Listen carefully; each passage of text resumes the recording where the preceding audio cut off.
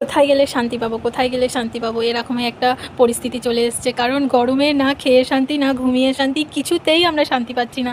শান্তি না পেলে তো চলবে না, আমাদের শান্তি খুঁজে নিতে হবে। তাই আজকে সন্ধ্যাবেলা, আজকে মামামের পাপা বাড়ি ছিল, কিছু জোম্যাটো থেকে কিছু জিনিস অর্ডার দেওয়া হয়েছিল, তো তার মধ্যে এগুলো এসেছে। আর আমার মামাম না বার্গার খেতে সেই ভালোবাসে, মানে বলে বোঝাতে পারবো না ওকে, মানে ও এত বার্গার খেতে ভালোবাসে, তো বাইরের জিনিস সবসময় কিনে খাওয়া তো উচিত না। আমি ওকে বাড়িতে আগেও 2-3 বার বানিয়ে দিয়েছি, কারণ ও এত পছন্দ করে। অ্যাকচুয়ালি ও পিৎজার থেকেও বেশি বার্গারের প্রতি ওর ভালোবাসা আছে, কেন আমি জানি না, ও খুবই ভালোবাসে। আর এইসব খাবার খেতে তো মানে বাইরের যত কিছু ফাস্টফুড খাবার ও ভালোবাসে, বাট বার্গারটাকে বেশি ভালোবাসে। সেই জন্য আমি বাড়িতে আরও 2-3 বার বানিয়ে দিয়েছি।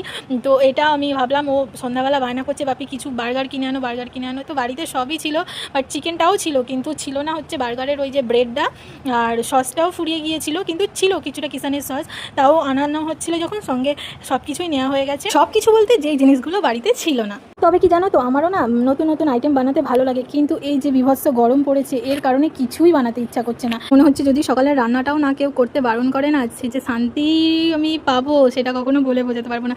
যদিও আমার আগে ঘরে চিজ ছিল, এই যে চিজের বক্সটায়, কিন্তু এই স্কোয়ার চিজটা হলে না বিশেষ করে বার্গার বানাতে খুবই সুবিধা হয়, তো ওই জন্য ওই চিজটাও একটু আনিয়ে নিয়েছি। চিকেনটাও ওদিকে ভাজা হয়ে গেছে, এদিকে জাস্ট বার্গার বানানোর জন্য সব কিছু জোগাড় করবো, করে নিলেই হয়ে যাবে। এমনিতে বার্গার বানাতে একদমই সময় লাগে না, ওই চিকেনটা জাস্ট ম্যারিনেট করতে একটু যদি 2-5 মিনিট, আর এই স্যালাডগুলো কাটতে। আর লেটুস পাতাটা দেখে তোমরা হয়তো ভাববে লেটুস পাতাটা কী হয়েছে বলতে, গত 2 সপ্তাহ ধরে ওইটা আমার ফ্রিজে পড়ে আছে। আগের সপ্তাহে একবার আমি বানিয়েছিলাম বার্গার, তখন আনানো হয়েছিল, আজকে আউট অফ স্টক হয়ে গেছে, ওই জন্য নিতে পারিনি। বাট আমি লেটুস পাতা খেতে খুব ভালোবাসি, জানো তো। আমি রোল বানালেও তার মধ্যে একটু লেটুস পাতা দিয়ে দিই, আমার কি ভালো লাগে। সস আর মেয়োনিজটা একসাথে মিক্সড করে নিলেই মানে মানে 50% কাজ তোমার হয়ে গেছে। জাস্ট এটাও আমার ভাজা ভাজা হয়ে গেছে। চিকেনটা মানে আমি 3টেই বানিয়েছি, যেহেতু 3টে করবো, ওই জন্য মনে হচ্ছে একটু মোটা হয়ে গেছে, আর একটু পাতলা হলে বেশ ভালো লাগতো।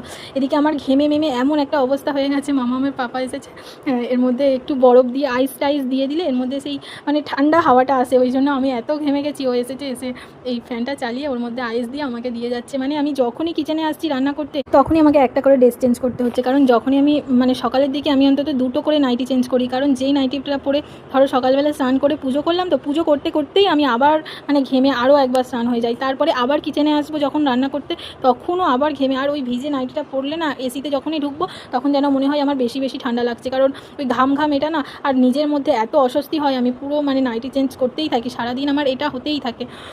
মানে পাগল মনে হচ্ছে, জানি না কবে এই গরমটা আমার মাথা থেকে নামবে। আর পাচ্ছি না সত্যি। সবথেকে বেশি কষ্ট আমার তখন হচ্ছে যখনই আমি কিচেনে আসছি।